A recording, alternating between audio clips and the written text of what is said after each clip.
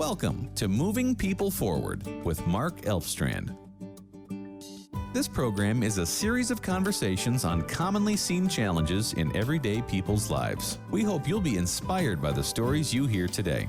Perhaps you know of someone who would also benefit. Be sure to share the program link with a friend. Now, here's Mark. And welcome to Moving People Forward. I'm Mark Elfstrand, and my special guest today is Rick Ezell. Rick is a former pastor from the Chicago area.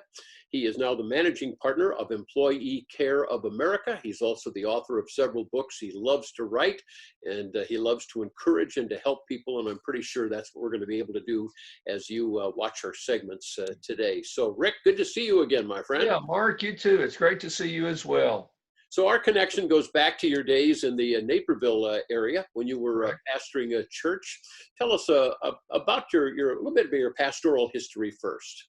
Okay, yeah, I've been a pastor all my career, basically. For 18 years, I was pastor at Naperville Baptist Church in Naperville, Illinois, right on Route 59. And since then, from there, I moved to Greer, South Carolina, which is right between Greenville and Spartanburg, to pastor First Baptist Greer. And I was there for 10 years. And about 3-4 years ago, I left there to launch Employee Care of America, which is a workplace chaplaincy company. We provide care for employees by being on site as chaplains, and in addition, we connect with remote or offsite employees by calling, text, email, and now what you're doing here, Zoom conferencing, any kind of video conferencing. So we try to take the pastoral ministry pastor role into the workplace and care for people there. So how have you found that experience, your pastoral background, it helps you navigate the business world in that way? It's the best of all worlds. One, when most of us as pastors were called to pastoral ministry, where we were called to be there to provide help and care and counsel and advice for parishioners. As we get into church life, it becomes more involved in the business administration aspect. As the church gets bigger, you seem to be further removed from dealing with people's issues and problems. And so as a chaplain, the thing we love, I've got 7 guys that work with me.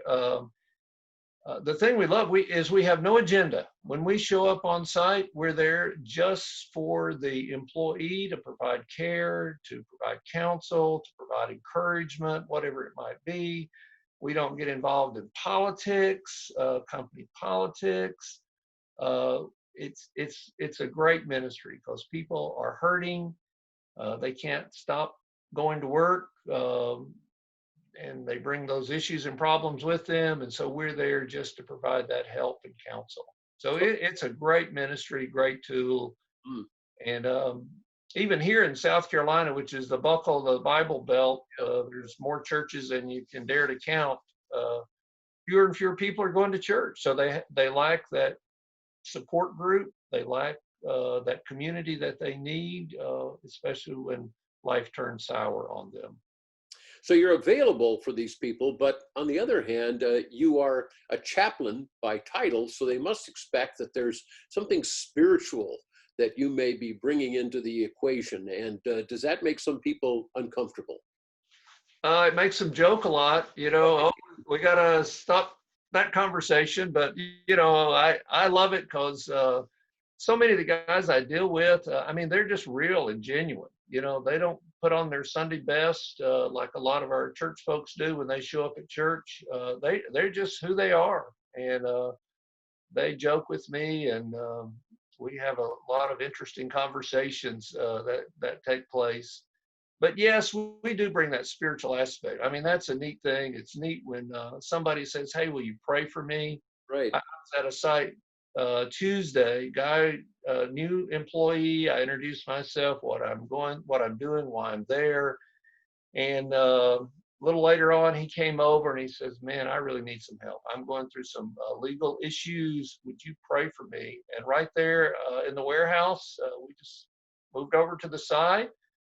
And I had shared a word of prayer with him and just to encourage him. 2 weeks ago, on another site, it's a water district, and the operations guys they get there early, they go out to do their work out in the field. And so I'm there early dealing with those guys, and a group was just standing around, and they invited me over and they say, hey chap, would you just pray for us? I said, well, let me just pray for you right now. So there were 5 or 6 of us just huddled around. I offered a prayer for them to encourage them that God would protect them. So yeah, I'm that spiritual pastoral type. One company, in fact, they just call me the company pastor. Oh, okay. That's my title with them, and I'm okay with that. And they see me in that role. Another great thing, management and supervisors, they really have to buy into our service, and those that do see the value. So when they become aware of people who have issues, death or sickness, hospitalization, or whatever it might be, they will call me, and then I will call the employee. So it's a great team effort that we provide, and all the leadership of the companies we serve see the value of our service, and they are engaged with what we do and see that it's a huge benefit for them and their employees. We do a lot of writing, Rick, and one of the recent columns that you put out to your reading list, I don't know how big it is, but was titled, I'm Lost. I don't know what to do. And actually, you told a story at the opening of that of how the COVID virus, many of us hear about it, but we may not necessarily be directly impacted. You were in that position for a while, but no longer. That is correct. I appreciate you asking that. I was sort of downplaying the virus like a lot of people, and by asking people, who do you know that's had the virus? Sure. And, most people, well, I don't really know anybody. I haven't heard anybody. Well, unfortunately for me and our family, that's no longer the case. My oldest brother, 75, contracted the virus and died from it. Jerry was a great older brother, 11 years older than me. Just a wonderful role model, wonderful big brother, the kind of brother every young boy wants to have, needs to have. Just there's a coach and an encourager, an advisor throughout my whole life. He's a little bigger than me. He's like 6'3", 220. He's a strong guy, athletic guy, never really been sick, been healthy pretty much his whole life. But he contracted the virus, and we were hopeful and thinking that he's going to overcome this, but he did not.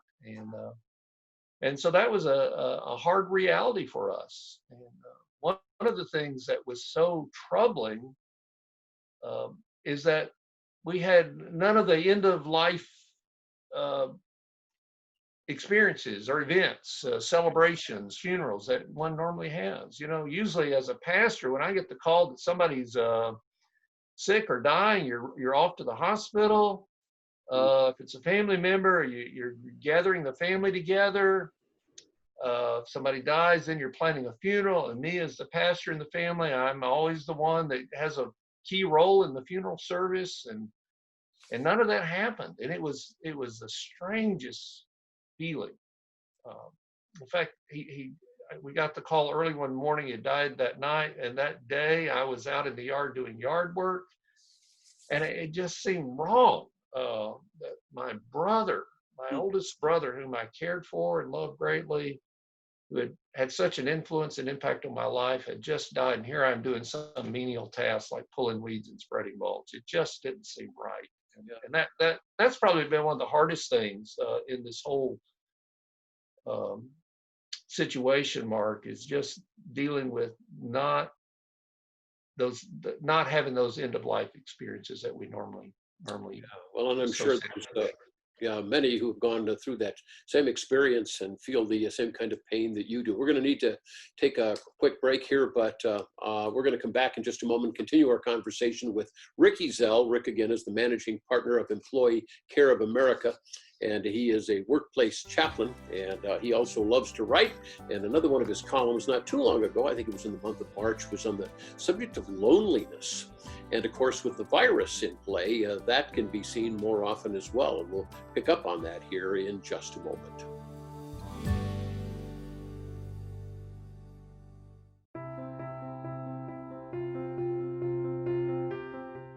God is our safe place and our strength. He is always our help when we are in trouble. This word of God in Psalm 46:1 says it all.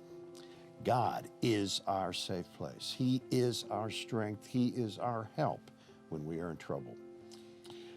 Whenever and wherever we are invited, nationally or internationally, Lutheran Church Charities' mission is to bring the mercy, compassion, presence, and proclamation of Jesus Christ to those who are suffering and in need. LCC is a ministry of presence, to be present with Jesus, to lift up people in times of joy and sorrow, in prayer, and by passing through donations of dollar per dollar to those in need. Through our canine ministries, we respond and deploy with boots on the ground and paws within 24 hours, often sooner, of any crisis or disaster situation we're invited into. Our LCC disaster response teams continue our support, both financially and with our dedicated volunteers, for those communities during their long-term recovery and efforts, which can be years. Disaster response teams also train volunteers through our alert training to equip volunteers to respond to the various types of disasters. LCC's human care ministries work through our churches and pastors to provide financial and in-kind donations, people resources, and emotional and spiritual care. We have strong partnerships with churches and Christian ministries across the U.S. and internationally. You see, for us, the bottom line is making a difference by being present. For people who are suffering and in need, with that mercy, compassion, presence of Jesus Christ. Thank you again for allowing us the privilege to stand alongside and serve others. Jesus and your partnership make that possible to touch thousands of lives.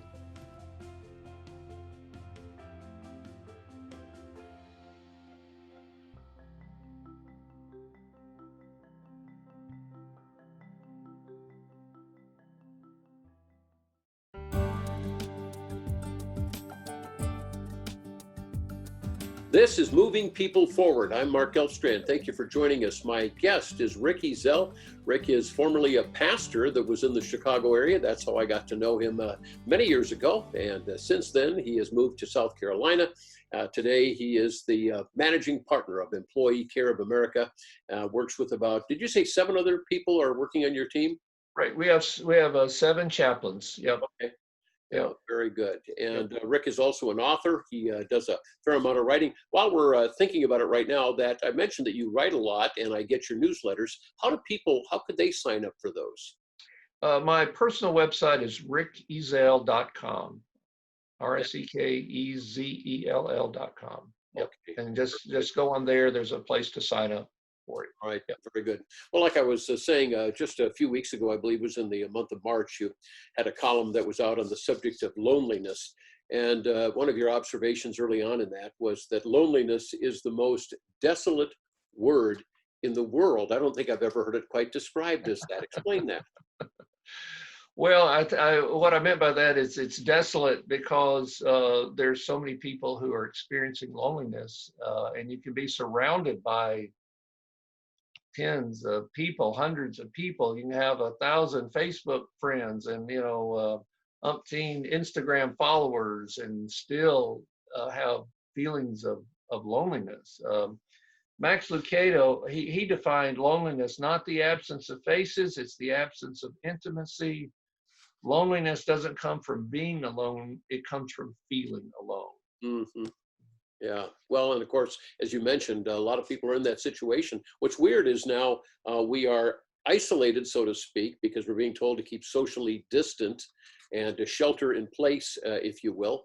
And for people who are singles in particular, I've noticed that this has really been hard on them. One of the people that I work with in the church where I serve part-time is his wife died several years ago, and he can hardly stand it, just being in the house, quote, sheltering in place and not seeing anybody, not touching anybody in hugs or anything like that. And I would imagine we're seeing that a fair amount throughout the world right now. I think so. I learned about loneliness as being an epidemic last fall, and then knowing this virus, I understand the virus is coming, and the plans to social distance, which I think physical distance is a better term. I just, was very concerned that people who were already experiencing these feelings of loneliness would be pushed to the brink, so to speak. And it is a challenge. Interestingly enough, statistically, it's younger people who are experiencing these greater feelings of loneliness than older people from a statistical point of view. So yeah, it's a challenge, and I think people, with our social media, we have all these what we call social media connections, but we don't have personal connections. And I think that's why people are experiencing loneliness. Biblically speaking, theologically, we are human beings created to be in relationship with other people. The Bible places a great emphasis on community and this need to connect with other people. And I think we've have a lot of pseudo community with all the social media venues that are there, and people are missing and lacking that human element, that human touch. And that's been a huge concern of mine personally with the shelter in place issues and social distancing issues that I know a lot of people are dealing with now. Well, you offered 7 different areas where I think you were giving some input on people who are struggling with this, of maybe ways that they could make some progress to help themselves if they're really feeling deeply about this. Yeah, there's 7. Yeah. Socially, I suggest that people invest in a few high priority relationships. We don't need to have 100 friends, but we need to have two or three very significant people in our life. I call them the 2 a.m. friends, people that we can call in the middle of the night, and we're not going to disturb them when we wake them up. We just need people like that in our lives. Back to my brother, he was one of those people for me, throughout my entire life. I knew that I could call on him, I could count on him to be there for me. But anyway, that's one thing. We need people like that. Another thing is physically, we need to take care of ourselves physically. We tend to withdraw from others when we're lonely, and sometimes we tend to ignore our physical well-being. And so my encouragement is to stay active. I don't know about your neighborhood, but my neighborhood looks like an idyllic movie scene now because everybody's out walking. There's so many people in golf carts, and I didn't know there were so many kids that lived in our neighborhood. So I think people are, to some degree, out and about. So that's been good. But I would encourage that. I think the dogs mentally, are getting more exercise than they have before too. So that's true. You're right about that, Mark. Yeah. How about vocationally? What did you have in mind there? Well, by vocationally, it's an opportunity to use this time that we have for something positive. I think a couple of the illustrations I used is Mozart and Beethoven wrote some of their greatest pieces of work when they were suffering bouts of loneliness. John Bunyan, or Paul Bunyan rather, wrote Pilgrim's Progress in a prison cell. So they utilized that time in a way that was very positive, very beneficial. I think we need to do that as well. It's a great way to engage our mind. It's a great way to use our skills and our gifts, and to just take advantage of that additional time that we have. Yeah, as a Minnesotan, I'm familiar with Paul Bunyan, but let's clarify that actually was John Bunyan. That It was Paul Bunyan. All right. That yeah. was a Jeopardy question last night, by the way. Oh, was So, it really? and I've seen the big blue, the ox and the big blue Paul Bunyan up there. Oh yeah. Yeah. All right. The other, we're almost out of time here, but you also wrote emotionally, relationally, personally, spiritually. Which one of those might you want to touch on before we wrap up today? I think probably emotionally, because a lot of loneliness stems from rejection. And right now, considering that, people are being laid off, in a sense, they're experiencing that rejection from their work. So we need to address that from a positive perspective, and to realize that sometimes we need to extend forgiveness to people. And we need to understand that things can be out of our control, but there are some things that we can control, and that is how we respond to situations. So our attitudes play a key role. Forgiveness plays a key role, and using our time, all those things play key roles to our emotional well-being. So control the things you can control. Those things you can't control, just don't worry about. Well, it's an excellent article on the subject of loneliness. And again, you can find this along with a number of other excellent resources by Rick Ezell, and more about his work as he serves as managing partner of Employee Care of America and his team of chaplains. And if you'd like to get more information on all of that, go to his website. And that would be Rick Ezell, RickEzell. Is it .com?